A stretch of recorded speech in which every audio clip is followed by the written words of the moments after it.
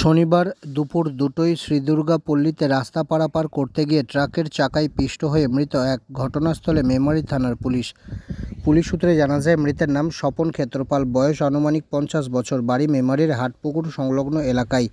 স্থানীয় সূত্রে জানা যায়, স্বপন ক্ষেত্রপাল নামের ওই ব্যক্তি রাস্তা পারাপার করছিলেন। এমন সময় একটি ট্রাক ধাক্কা মারলে ঘটে এমন মর্মান্তিক পথ দুর্ঘটনা। ঘটনাস্থলে উপস্থিত হয় মেমারি থানার পুলিশ এবং স্বপন ক্ষেত্রপালের রক্তাক্ত দেহ উদ্ধার করে মেমারি গ্রামীণ হাসপাতালে নিয়ে আসে।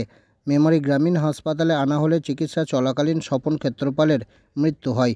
পুলিশ মৃতদেহটিকে মেমারি থানায় নিয়ে যায়। এমন ঘটনাকে কেন্দ্র করে শোকের ছায়া এলাকা জুড়ে।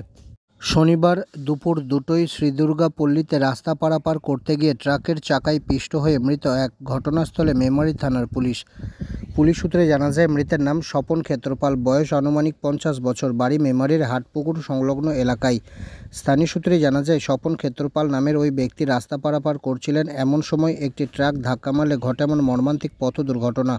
ঘটনাস্থলে উপস্থিত হয় মেমারি থানার পুলিশ এবং স্বপন ক্ষেত্রপালের রক্তাক্ত দেহ উদ্ধার করে মেমারি গ্রামীণ হাসপাতালে নিয়ে আসে।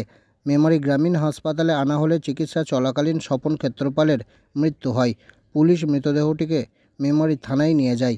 এমন ঘটনাকে কেন্দ্র করে শোকের ছায়া এলাকা জুড়ে।